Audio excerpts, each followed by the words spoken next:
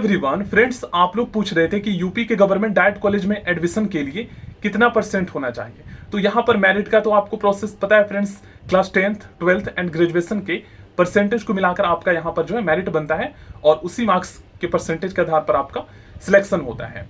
Okay friends, जब आप form भरते हैं उस टाइम पे आपको अपना परसेंटेज फिल करना होता है। उसके बाद आपका स्टेट रैंक जारी होता है और स्टेट रैंक के अकॉर्डिंग फ्रेंड्स आपका कैटेगरी मतलब दो रैंक होता है, एक स्टेट रैंक जारी होगा और एक आपका कैटेगरी रैंक जारी होगा।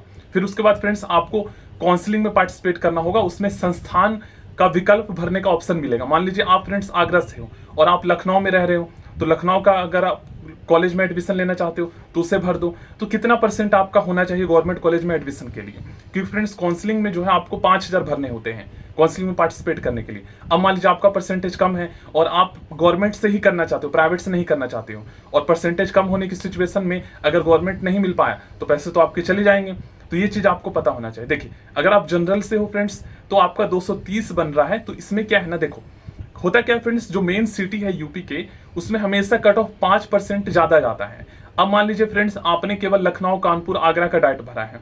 ओके, इन तीनों डाइट में मान लीजिए फ्रेंड्स कट ऑफ जनरल का 235 जाता है और आपका 230 ही बन रहा है, तो इन तीनों में तो किसी में आपका नाम नहीं आ पाएगा। साथ ही साथ अगर आपने 5-6 कॉलेज और भरे होते मेन सिटी का नाम, जिसमें कम कट ऑफ गया होता तो उसमें आपका नाम आ गया होता। तो आपको क्या करना है, मेन सिटी के साथ ही साथ और भी कॉलेज चॉइस भरना है जो मेन सिटी में नहीं है।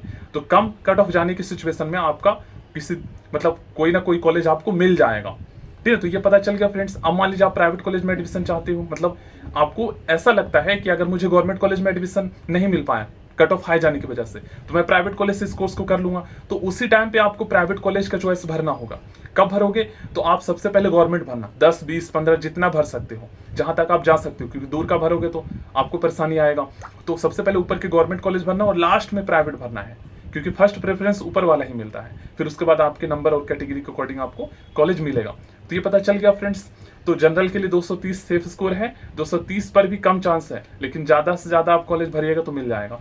ओबीसी एनसीएल सर्टिफिकेट आपका रिन्यू होना चाहिए, 1 साल से ज्यादा पुराना नहीं होना चाहिए। ओबीसी के लिए क्या है यहाँ पर 225, 220 है, तो आप ज्यादा से ज्यादा कॉलेज भरिएगा। ईडब्ल्यूएस के लिए यहाँ पर 225 है, एससी के लिए 210 पर भी मिल जाएगा, एसटी का 205, 200 पर भी मिल जाएगा। फिजिकल डिसेबिलिटी का फ्रेंड्स यहाँ पर 185 पर भी हो जाता है, 90 पर भी हो जाता है। एंड जो स्वतंत्रता सेनानी की पोता पोती है उनका फ्रेंड्स यहाँ पर 190 पर भी कॉलेज मिल जाता है। तो आपको मैंने बता दिया तरीका, ज्यादा से ज्यादा कॉलेज चॉइस भरना है।